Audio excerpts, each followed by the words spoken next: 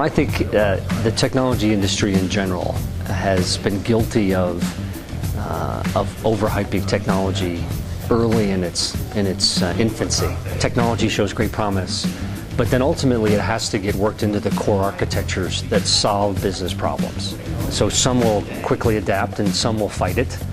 Typically the bigger installed that have more to lose will fight it. But I think in this market, I think customers are going to demand it because the compelling business value is so strong.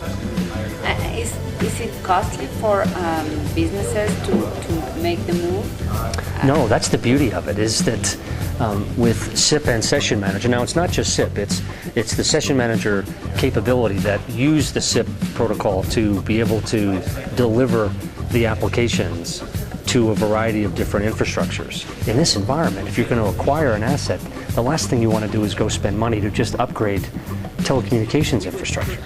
So what this architecture enables you to do is basically wrap around it or embrace it, deliver the same kinds of applications to that infrastructure, and then gives you the opportunity to migrate that infrastructure over time as your business demands it and can afford it, and that's where you then want to spend the money. I think if you look at the UC, Unified Communication landscape, what you see is the development of a lot of point products that serve specific needs. And it's one of the big weaknesses of the industry.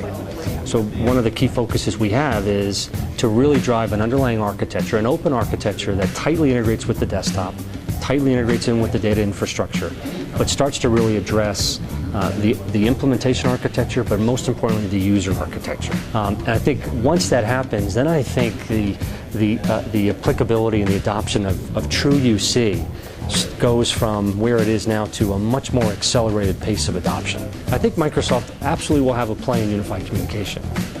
They are the premier email player. They are the premier messaging player relative to text messaging.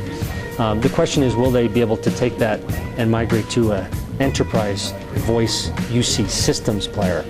We believe that by us focusing on those two things, UC and CC, and doing it faster and better than anybody else, more than open, we have to tightly integrate in with Microsoft on the desktop. We're not going to be a desktop operating system player.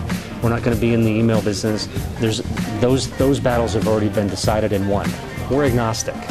Right? There's elements of the UC portfolio that we're not going to be number one or number two in, and so we have to tightly integrate. And the desktop is a great example. So if we do our job right in setting the pace in UC and CC, architected, user interface focused, integrate with both the data and the desktop, we think we can be number one.